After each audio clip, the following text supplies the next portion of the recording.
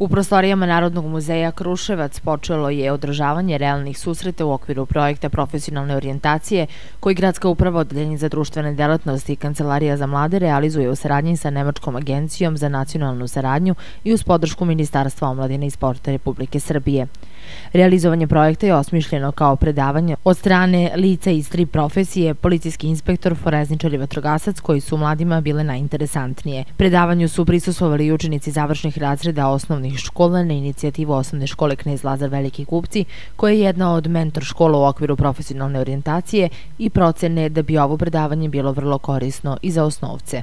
Ovo je prvi paket realnih susreta gde imamo preko 190 prijavljenih mladih osoba koji su se zainteresovali da čuju predavanja o profesijama te zanimanjima i naredni realni susreti koji nas očekuju biće vezani za oblast umetnosti i oblast sporta. Baš ovaj tip, dakle, najzanimljivije zanimanja najverovatnije će biti ponovljene, ali na samom kraju, kada se realizuju sva 3 realna susreta. Pored ovih realnih susreta, Kancelarija za mlade organizuje sastanke za mlade koji se interesuju da dobiju određene smjernice za buduće svoje zanimanje, tako da oni svakodnevno svraćaju u Kancelariju za mlade, pored ovoga i radionice u kojima se informišu o koracima koje treba da preduzmu kako bi izabrali pravo zanimanje.